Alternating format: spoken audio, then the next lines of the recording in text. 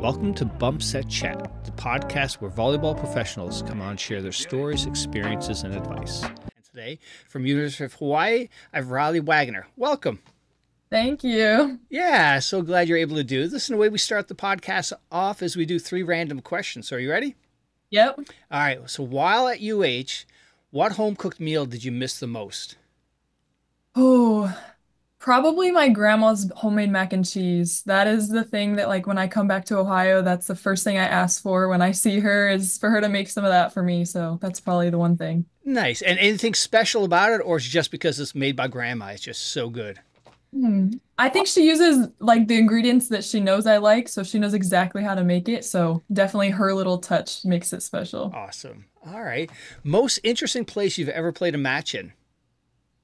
Ooh, interesting. I think when we went to Brazil and played over there, those games were just really cool. Even though they weren't like real like competing matches, they were just a different atmosphere just to be overseas and um kind of just get that little intro to being away from your family for that long and just kind of competing in a different country Yeah. altogether. Nice. All right. And last one, last TV show or movie you watched? I've been watching House right now. It's a doctor show. It's Mm-hmm. really, but I don't know. I just started that and I really like it, so Excellent. I'm almost done with that. All right. So let's jump into it. So where are you from?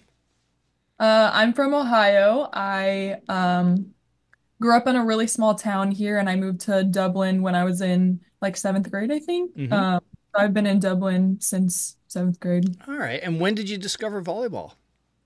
I was pretty young. I used to go, my mom's a coach, so she's been coaching pretty much my whole life. I used to go to practices with her as soon as I could walk, pretty much.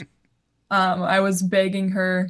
By the time I could talk and walk, pretty much I wanted to be in the gym with her, just doing anything I could. So I got introduced really young, and then I think I started playing like organized volleyball, I would Mm-hmm. call it. Probably about when I was like 7 or 8, and I played up on like 10U, 12U teams just because they didn't have any girls that young playing. So I was really tiny. I was a little 7-year-old playing with these big 10 and 12-year-olds. Oh, So Lord. yeah. And now, were you always an outside hitter, or did do you also play different positions, as you grew up through volleyball? I think I've pretty much played all the positions. When you're that young, you don't even really call it a position. You just kind Right. of like sit around. So I mostly played back row when I was that little just because I was so small and I couldn't really even hit the ball yet. It was bigger than I was pretty much. I would say that I started kind of as like a libero back row, if you want to call it that, and Yeah. then I moved into playing in the middle just because I had a really big growth spurt. So once I caught up to everyone in height and everything, I started playing middle, and then I played middle all the way up until probably my freshman year of high school. Mm-hmm. And then that's kind of when I started transitioning to be an outside just because I played all the way around as a middle. Yeah. So I already kind of Oh, was wow. that. Yeah, I was very fortunate to have coaches that kind of didn't limit me just to playing front row or just playing back row. They kind of let me go wherever.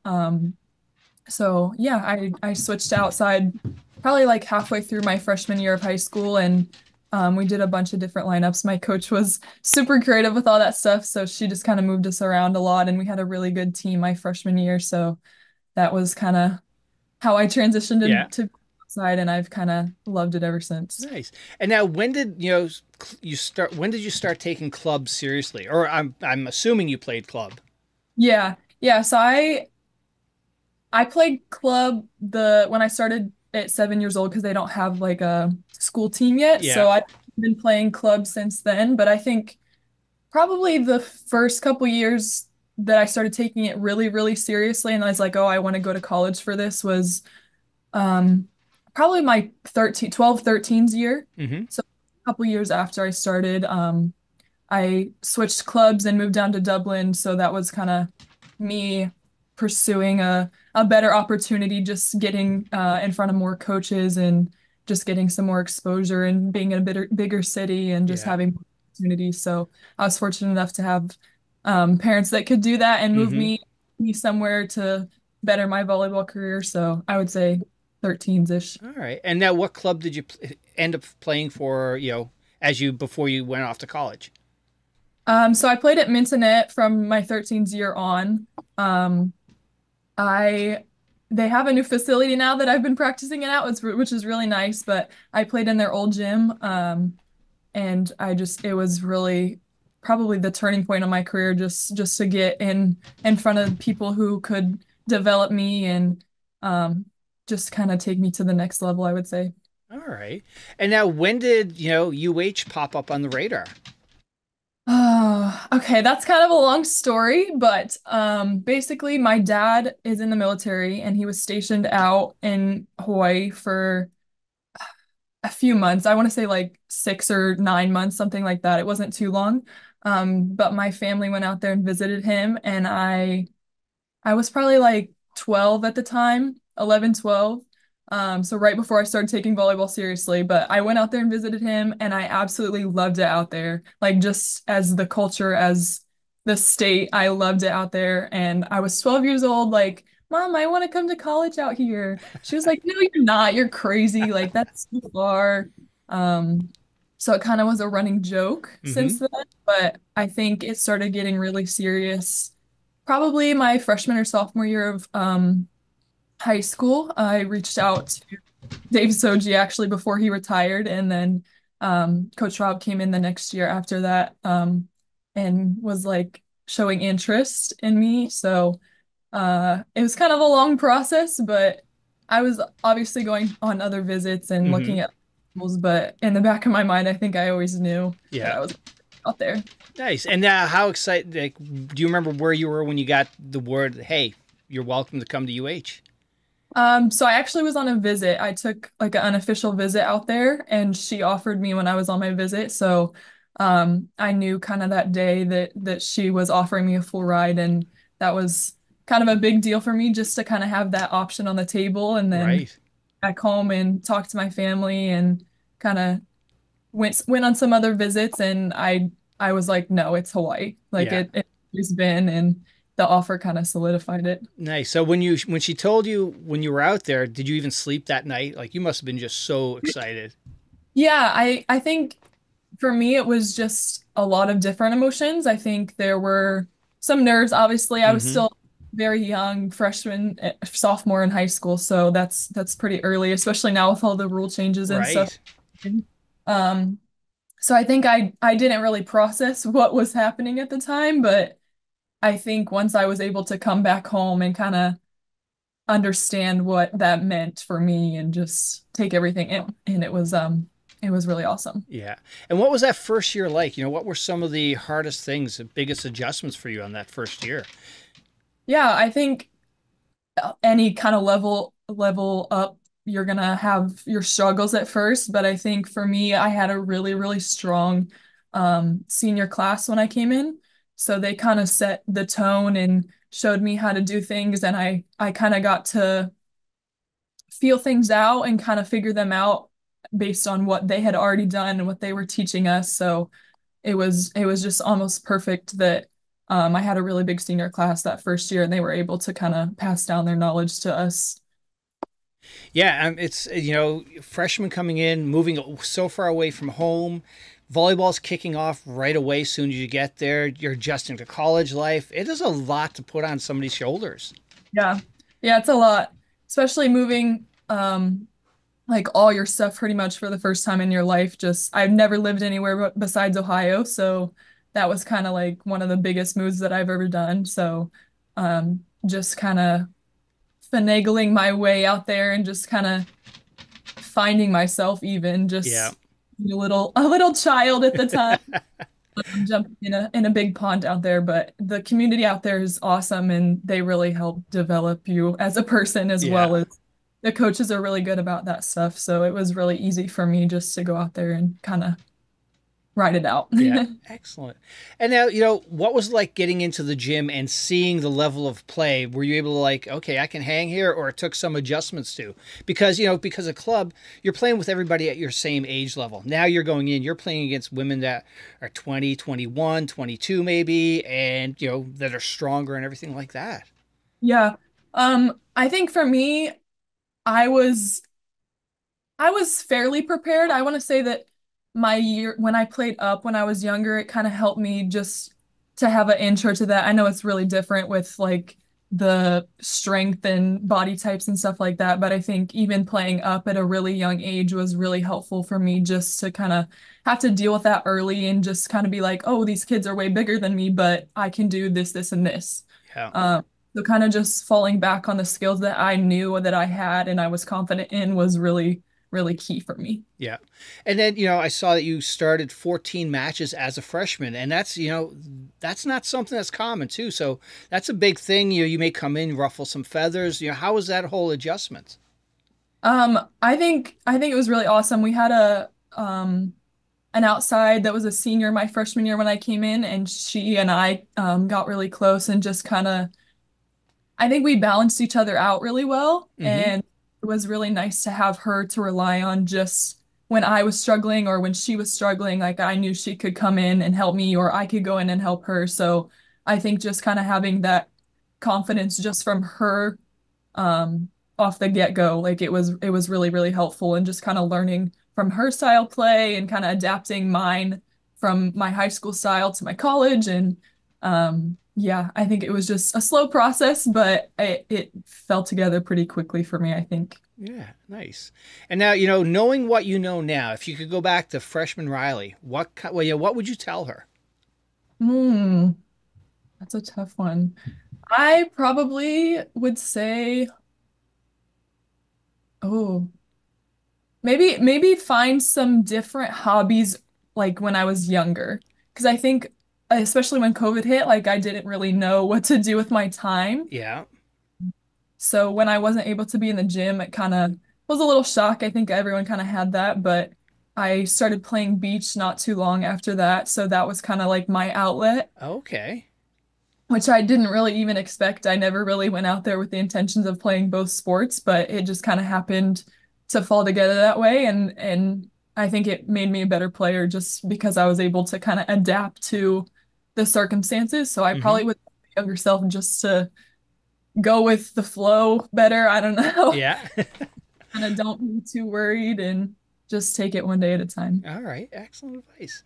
And now, over your, career at UH, what were some of the highlights that stick out for you? Hmm.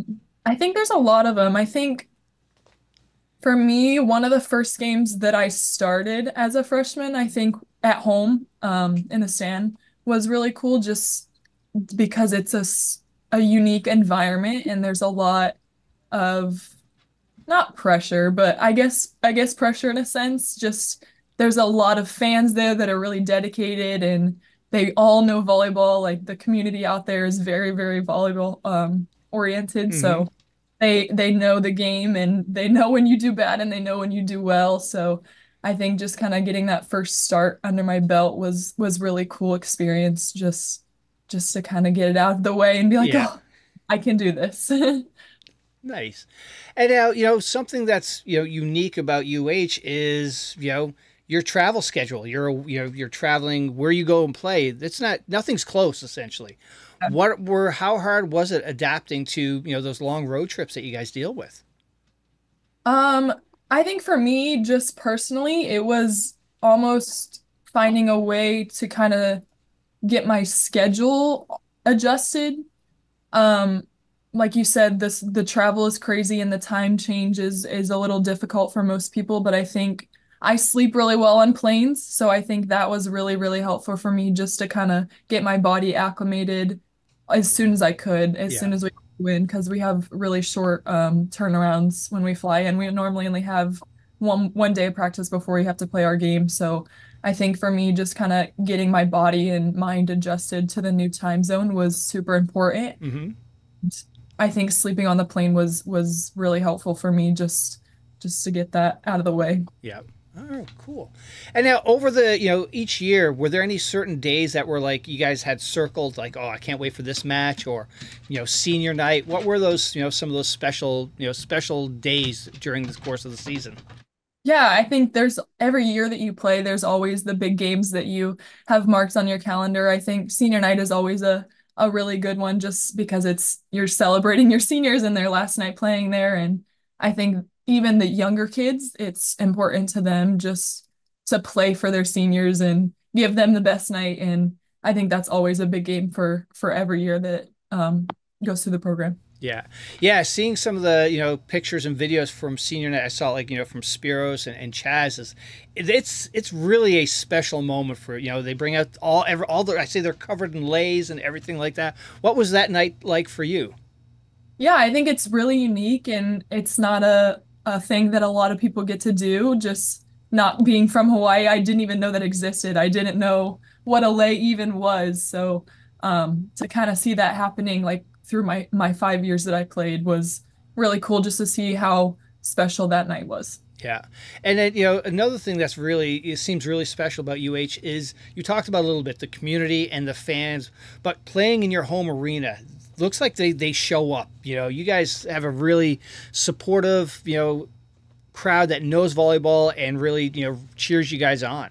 hmm Yeah, they're super intense and I think even when I go to like the men's volleyball games and just get to sit in the crowd, like it's a unique experience just to even be on that side of things. So um yeah, the fans are super intense and I love it. They'll tell you when you're doing good, they'll tell you when you're doing bad kind of thing, but you always know that they're gonna be there supporting you and they're gonna be on your side at the end. Yeah.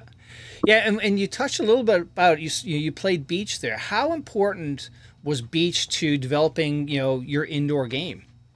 Yeah, I think it helped me a lot, just kind of giving me different perspective on the game and just um, almost forcing me to develop different styles of playing and different aspects that I could take over to indoor and even stuff that I learned in indoor that I could take over to the beach team. It was very interchangeable, and I think that's not a thing that a lot of people get the opportunity to do just because beach was not super popular when I first Mm-hmm. came to college, but it's definitely growing and I love to see that. I love to see people have more opportunities to just try things that they might not even know they're good at, like I had.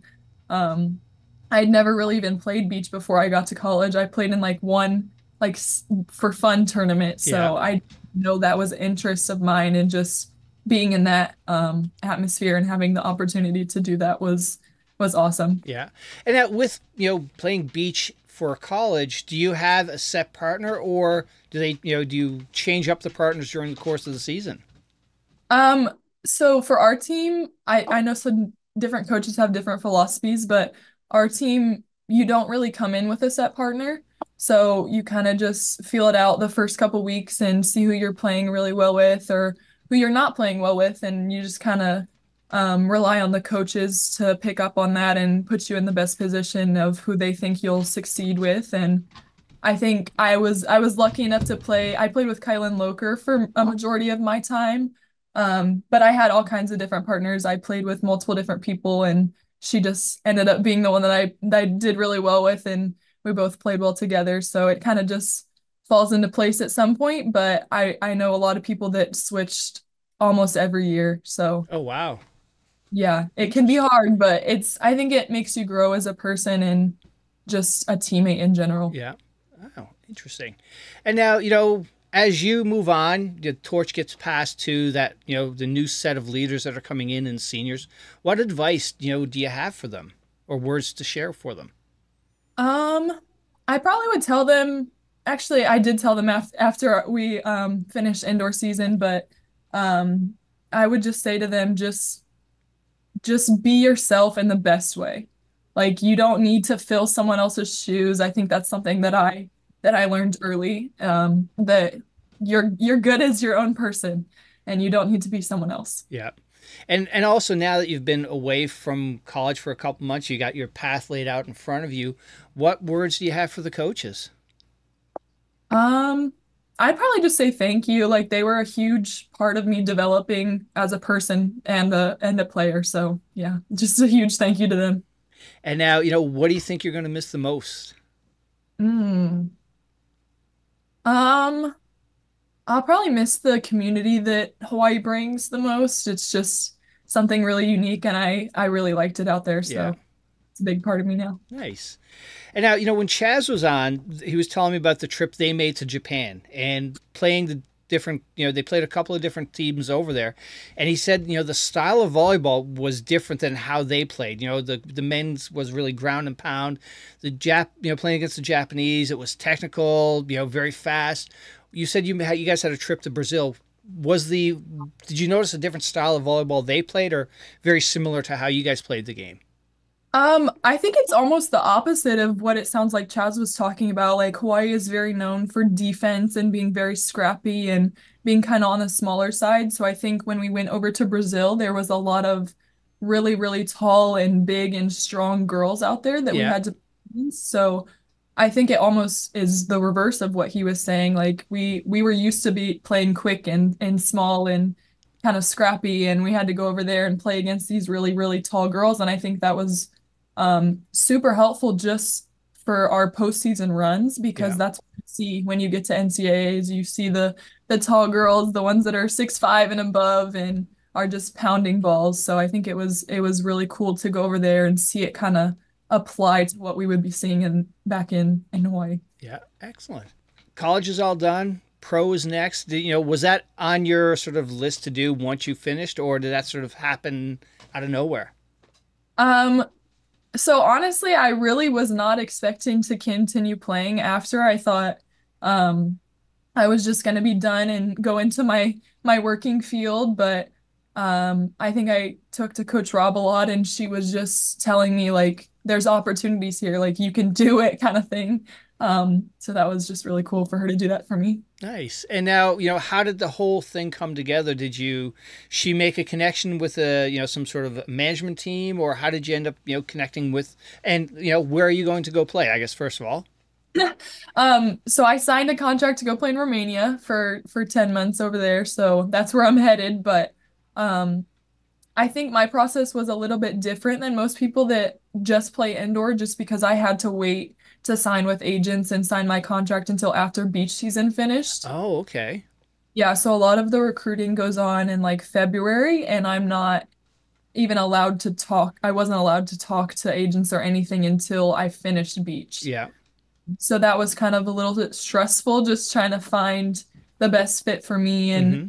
best opportunity for me. But um, Coach Rob actually introduced me to some people and kind of gave me some contact info. So that was really helpful just to get started. And then I had some other people reach out to me on like even Instagram, WhatsApp, all of that. So Yeah. it was kind of researching and looking into people's agencies and the specific agents and trying to see what information I could get about anything.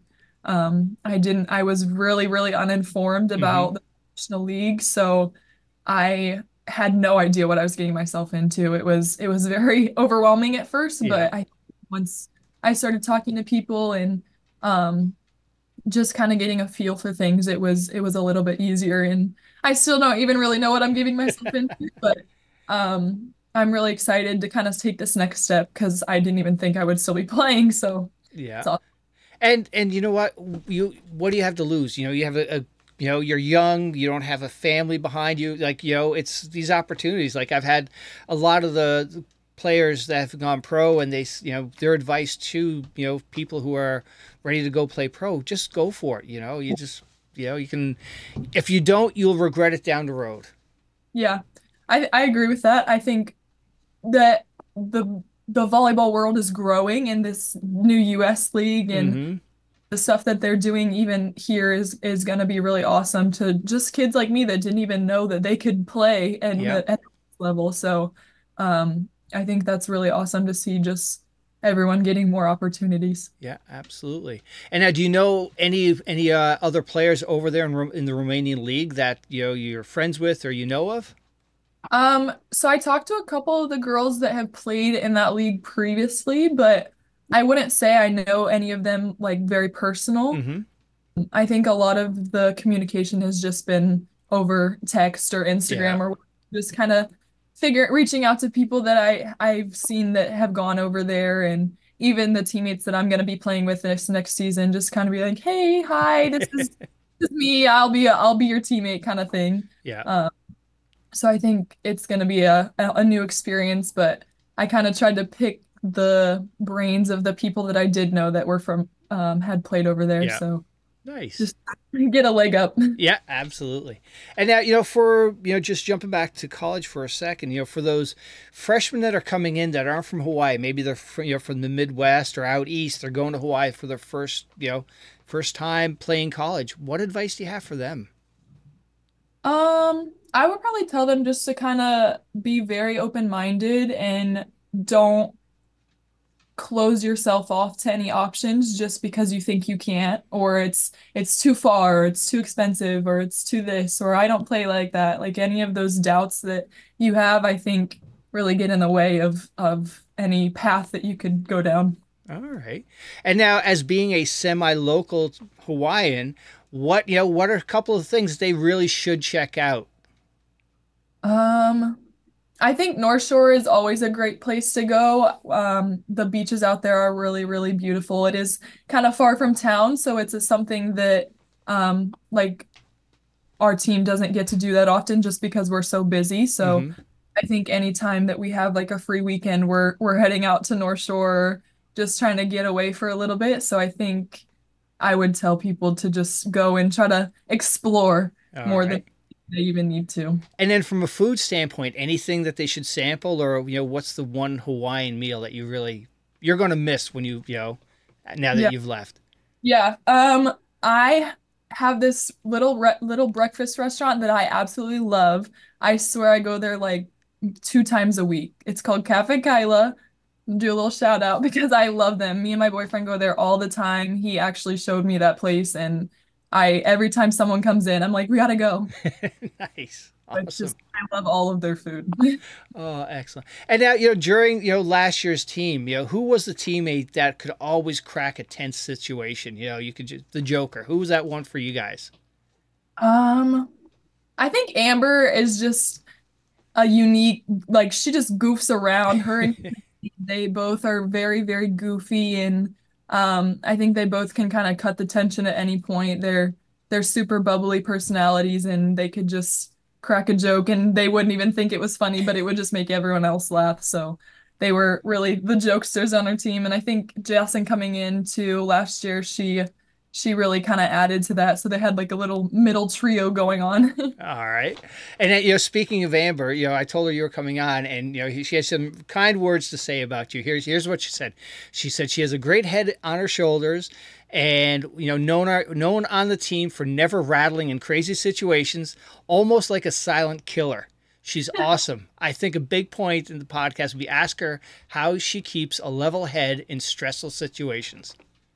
Oh, that's a great question. I think for me, I was kind of talking about it a little bit earlier, but just going back to the skills that I was very confident in, like for me, that was serve receive, defense, like anything like that.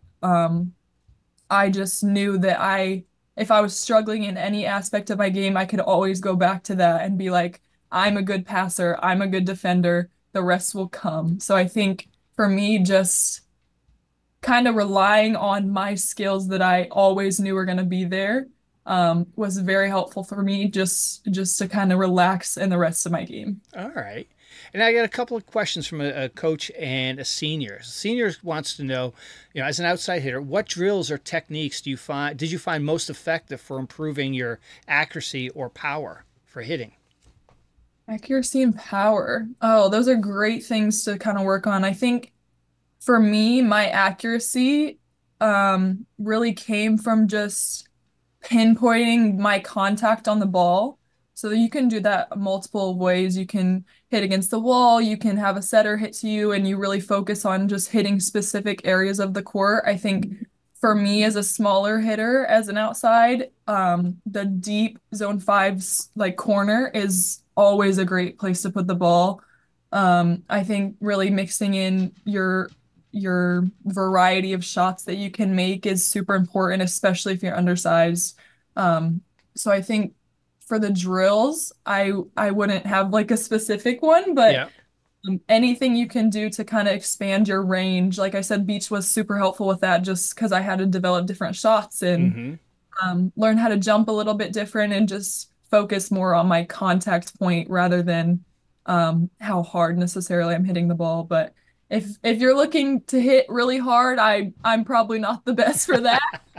I'm definitely a shot first kind of girl, but um, I think anything you can do in the weight room to kind of help with that, help your jump, I think that really will add to your power, not necessarily just focusing on like your upper body in contact, Yeah. but lower body is super, super important. I think Oh, being really strong in your lower body is really helpful. all right. And before I get to the jumping question, the other question I had for the coach gave me was, what are some of the little things that you've learned to help be a better blocker?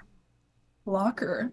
I think beach really taught me a lot about my eye sequencing. Mm-hmm. I think before I was playing beach, I didn't really focus too much on looking at the hitter and where the ball is set and how it comes off the setter's hands and that kind of stuff. So that was one thing that I really took from beach and was like, I'm going to implement this into my indoor game. Yeah. Um, so I think even in practices, we really worked on our eye focus, like where we were looking, Mm-hmm. and made sure that we were really not just following the ball because that's how you get lost and you get behind things and it just is easier if you're looking at other things besides the ball. Okay. Yeah, because you find often, like a lot of the younger hitters, when they go to block, they're just watching, the hitter coming in. They're not, doing the eye sequence or anything like that. So that's really great advice. Yeah, I think that's one of the key differences between high school and college is the blocking. It's just a completely different level of focus that you have to learn that first year Yeah. coming in. All right. And then, I'm just going to your jumping, what were some of the things or things that helped you get a better, jump or vertical? So right before I left to go to college, I worked with my trainer here in high school. And she just really was focused on kind of getting my volume up of the amount of reps and stuff that I could do because you're as a volleyball player, you're jumping every 30 seconds pretty Yeah. much either. So just working really hard on the explosiveness and the amount of times that you're going to be jumping just to get your body ready for that.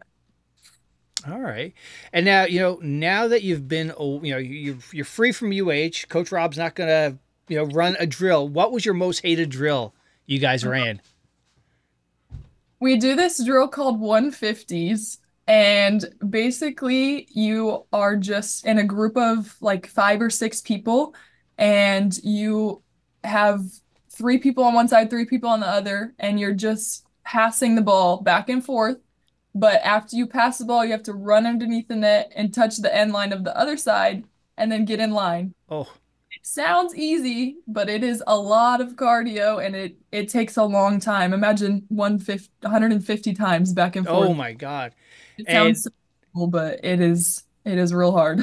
And what I've come to discover, and myself, I hate cardio. And when Spiros was on, he hate like anything to do with running. He hated running. I was like, yep, that's it's a common theme it seems before a lot of us volleyball players. Yep. So now, I got a fun question for you. I had Eric showed you on a while ago, and him and Taylor Averill have this thing. What's the toughest position in volleyball? So I always ask my guests, so as a outside hitter, what do you think is the toughest position in volleyball? Oh, this debate is ongoing. It will Mm-hmm. never be ended. I think for me, when I think about that question, I kind of have to split it up almost. I feel like mentally being a setter Mm-hmm. is super, super difficult, but I think physically being a middle is like top notch. Like they are doing so much with their body. They're putting their body on the line every single ball. They're constantly jumping. They're moving laterally. Like I think that's the most physical position in volleyball. Yep. So definitely one of those two. All right. And now, did you have any pregame rituals? Or like, did you have to have a nap before a game, eat a certain meal? Um, I think for me, I'm pretty simple. So most of my games, I would just have my teammate Taylor braid my hair. Yeah. Uh, but I don't have really specific things that we do have superstitions as a team, but Mm-hmm. personally, I don't think I have too many. I think I do things in the same order generally, but I think braiding my hair for me was one of the things that I'm like, I have to have this done. Yeah. All right. Yeah. And speaking of traditions or superstitions, when Chaz was on, he was talking about, the guys have this thing that they do, before the game in the locker room. Did you guys have, you said you had some superstitions. What were some of the things you guys did? Um, I think for us, we always go over our scouting report as a team, just to kind of make sure we're all on the same page and know what we need to be executing with that game specifically. Especially because we play a lot of games like back to back when we travel. So you really got to be locked into the game that you're playing that day. So we go over the scouting report as a team, and then when we're at home, we have this little bell that we kind of ding that kind of puts us all on the same frequency, Mm-hmm. just so we're really together and really focused as a group. Nice. And now, for all those sneakerheads out there, what's your favorite shoe to play in currently? Oh, I love Under Armour shoes. I know some people really hate them because they're so flat, but for me, it really supports my foot. I actually just got a pair of the new Steph Curry ones, the white and blue ones. I don't know what they're actually Yeah. called. I'm not a big sneakerhead, but um I really like those ones, and I just got them last week and I just started playing in them, so I really like those ones. Nice. And they're the ones that you're going to play with over there? Yeah, I'm gonna take them over. Nice. Awesome. And when it comes to volleyball, a large part of it is the mental aspect. After if you have a run where you have a few bad plays, how do you reset? What's your thing you go to? I think for me, most of the time I will get to where I'm supposed to be in service eve and wipe the bottom of my shoes and just kind of like that's my cue for let it go, wipe it away, Yeah. and then reset and focus on the next ball that's being served just because I'm a target most of the time and college, so that was really big for me just to kind of reset my mind and kind of go blank and in a sense. All right. And now, away from volleyball, what are some of the things you like? Did you end up finding a hobby? Oh, I really love watching Netflix. I don't know if you can count that, but Yeah. I love to binge some shows. So if you have any recommendations, my house series is almost over, but I think just for me that is really relaxing for me. But when I was in Hawaii, I really loved going to the beach with my roommates and all my friends. So yeah, I would say that. And now that I have a puppy, I love when I get to go home to her, so and my boyfriend, so Nice. that is kind of side hobbies, but nothing too specific. All right. And now, you survived the podcast. Thank you so much for doing this. But before I let you go, like with past guests, I look for you to recommend somebody in your volleyball circle, past, present, player, coach. Who do you think would have a good story to come on and share with us? Oh, I this might be a stretch, but I had a teammate in high school. Her name's Jacey Sheldon. She played volleyball in high school, but now she plays basketball at Ohio State, and she just graduated and she plays for the Dallas Wings Oh, now. wow. Um, so I know she's not really a volleyball player, but she has a really unique experience, and I think that her story is somebody who I would love to listen to a podcast about. She's just such a amazing human being, and she's one of my good friends, so I All right. recommend. We'll I get her on. You may have to twist her arm, but we'll definitely get her on. would. All right. Well, hey, Riley, thank you so much for doing this. It was wonderful to meet you and hear your story. Good luck next year. Enjoy the whole experience. Thank you. I appreciate you having me. No problem. Hey, she's a beauty.